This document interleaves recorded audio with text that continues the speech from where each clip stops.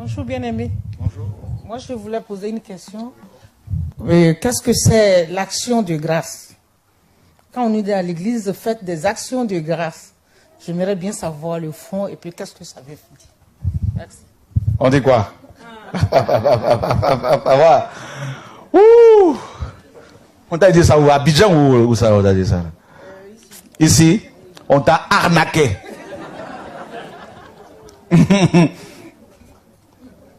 Oh Seigneur, sauve-nous. Tu as fait des offrandes d'action de grâce? Je voulais le faire dans mon église là. Combien? 150 €. Oh! Prends cet argent, tu as des enfants? Oui. Nourris tes enfants. Prends cet argent si tu veux, va nourrir les pauvres, les orphelins, les veuves. Dans Lévitique 1, 2, 3, 4, 5, 6, 7, on nous parle des offrandes d'action de grâce qui viennent du terme action de grâce. En hébreu, c'est shlem. Shlem a pour racine shalom, la paix. C'est l'offrande de paix, de remerciement. Et cette offrande préfigurait l'œuvre de la croix. Tu vois, non? Les Écritures nous disent que ceux qui voulaient faire cette offrande-là devaient amener un animal. Donc on va prendre par exemple un agneau. Dieu prenait la graisse. Le grand prêtre prenait la graisse de l'animal et la mettait sur l'autel, mettait le feu et la graisse était consumée. C'était pour Dieu. La fumée montait au ciel. L'épaule et la poitrine revenaient au grand prêtre qui était en exercice. Il prenait l'épaule et la poitrine. Le reste du corps revenait à la personne elle-même. Donc, lors de cette offrande-là, Dieu prenait sa part, le prêtre prenait sa part, donc il était en exercice, et la personne qui offrait l'animal. Donc, c'est l'image du repas du Seigneur. Tu vois, non? Maintenant, cette offrande-là préfigurait l'œuvre de la croix, ou on va dire aujourd'hui le repas du Seigneur. Des pasteurs, souvent mal intentionnés ou mal enseignés, se servent encore de cette loi mosaïque pour dire aux chrétiens de donner l'offrande d'action de grâce.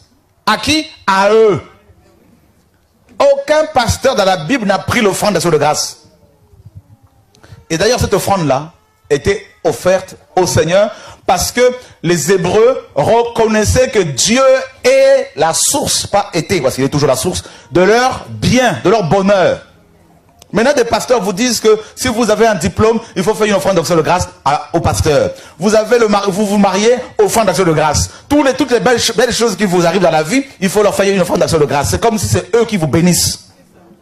Donc, ils prennent toutes les prérogatives divines. Ils prennent la place du Créateur, devenant ainsi vos dieux. C'est du vol. Les Écritures de la Nouvelle Alliance parlent des actions de grâce. Mais c'est dans quel sens? Quand les gens étaient restaurés, bénis par le Seigneur, fortifiés, eh bien, ils rendaient des louanges.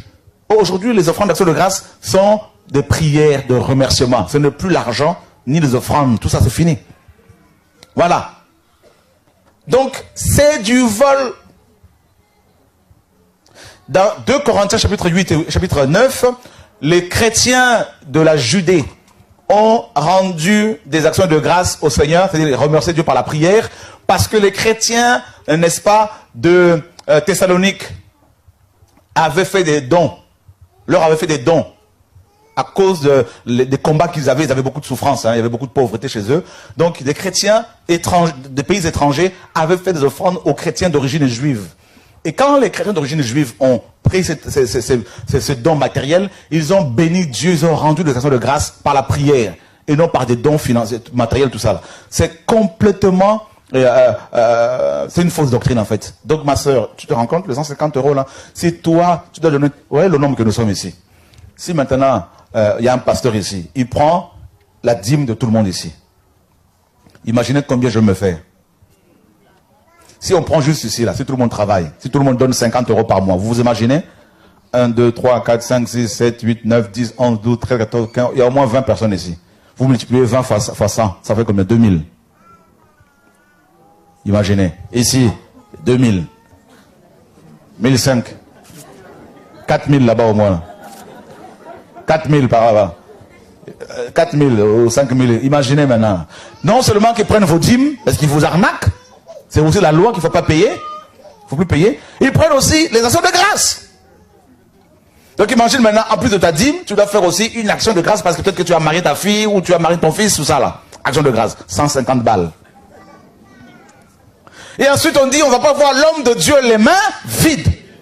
Donc tu vas prendre un rendez-vous comme tellement de chrétiens, les chrétiens aiment tellement les rendez-vous. Les entretiens. Allô, pasteur.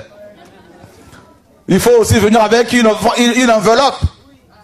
Bonjour. C'est bien. Il n'y a pas d'enveloppe là, vous inquiétez pas.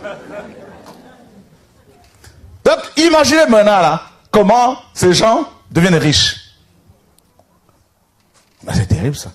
Donc, les 150 balles là, tu peux le garder. Tu as compris, hein, ma soeur? Voilà.